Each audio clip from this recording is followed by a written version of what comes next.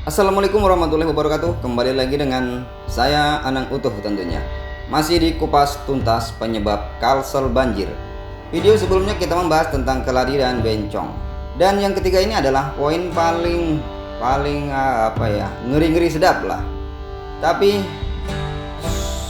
bagi yang menonton video ini jangan disebarkan. Kalau di like sama subscribe boleh lah.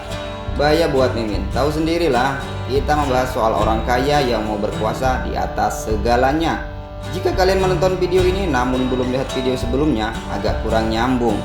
Kalian bisa lihat link yang sedang lewat di atas. Konten kali ini agak serius, nggak ada lucu-lucuan seperti Cintaku Padamu yang selalu serius.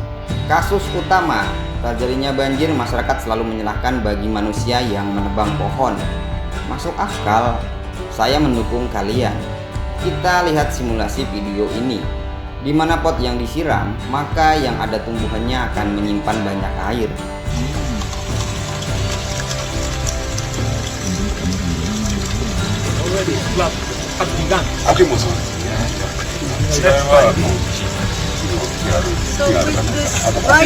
Sekarang kita membahas di mana Meratus akan ditambang oleh pengusaha. Sebenarnya kasus ini sudah diperjuangkan oleh Walhi Kalsel yang didirekturi oleh Abang Kisworo Dwi Cahyono. Ini orangnya. Pasti bisa lihat seperti abang saya, yaitu Bang Yayan Nurhian, dengan berpenampilan rambut gondrong seperti aktivis lainnya, model nan kaya pepatah Pangeran Antasari, haram menyerah wajah sampai kaputing. Tahu artinya? Orang Banjar saat kar tahu diputing liwar. Jika kalian buka channel Walhi, kalian bisa melihat sampai ke akarnya. Dan link channel Walhi saya tulis di deskripsi di bawah. Mimin di sini hanya mempersingkat sedikit. Mereka sudah memperjuangkan yang dimana perusahaan PT MCM tahun 2017 yang sudah dapat SK dari ESDM untuk operasi produksi batu bara di HST, Balangan dan Tabalong. Tahun 2017 tuh presidennya siapa ya pokoknya di tahun 2017 lah itu dapat SK. Sedangkan HST adalah bagian pegunungan Meratus dan satu-satunya hutan tropis yang tersisa di Kalsel. Juga menjadi sumber kehidupan bagi masyarakat, sumber air dan sumber kebudayaan. Tahun 2018 atau tahun berikutnya, Walhi menggugat SK kementerian tersebut. Setelah itu, di mana perjuangan mereka akhirnya menang. Namun untuk sementara, pada akhirnya Kalsel juga tetap banjir. Lalu bagaimana? Apakah Meratus sekarang sudah ditambang? Walhi belum membahas soal itu.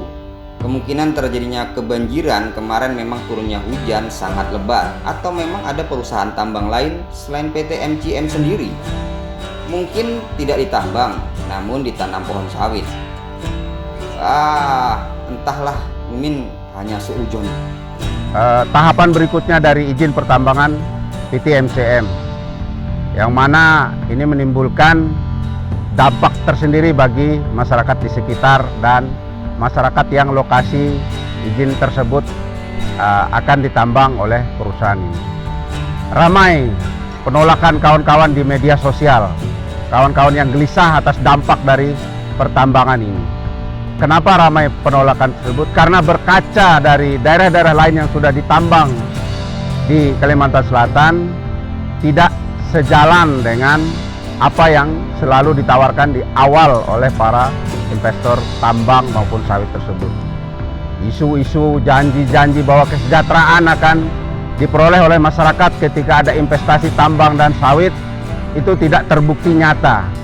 Kabupaten lain di Kalsel bisa kita lihat sendiri bagaimana dampak banjir, perubahan fungsi hutan, menghilangkan budaya yang sering tidak dihitung di dalam ganti rugi setiap perubahan fungsi hutan dan lahan. Orang selalu memperhitungkan sekian hektar tegakan yang ada di atas tanah, bagaimana tanaman, rumah selalu di situ. Tapi bagaimana budaya, bagaimana satu agama, masyarakat adat Dayak Meratus yang ada di sini itu tidak pernah dihitung oleh mereka yang merubah fungsi hutan dan lahan tersebut. Jadi di sini kupas tuntas dari Jaban Media masih belum takoyak kulitnya. Mimin sendiri masih bingung, tergantung kebijaksanaan di atas, pokoknya di atas lah. Usul Mimin segera buatkan resapan untuk pencegahan pertama karena reboisasi sendiri perlu jangka yang sangat lama, dan lagi pula mana mungkin reboisasi di lubang-lubang bekas batu bara, dan mana mungkin mau hidup pohonnya. Sekali lagi Mimin tegaskan perlu adanya resapan air ya, resapan air tanpa R. Ya pakai R, resapan air. Contoh kecil seperti ini dan harus digerakkan massal. Dan jika masih belum bisa menggerakkan massal, Mimin bisa menganalisa di mana tempat yang patut. Contohnya pembuatan embung yang letaknya sesuai untuk pencegahan banjir tersebut. Di mana itu perlu analisanya sangat sulit pokoknya, itu ada ilmu yang sangat tinggi. Jika ada dinas terkait, kami akan membuka jasa untuk pembuatan RAB dan analisanya model yang kayak konsultan lah. Tentunya ada fulus anggarannya dong. Saya Doni Johnson undur diri. Assalamualaikum warahmatullahi wabarakatuh.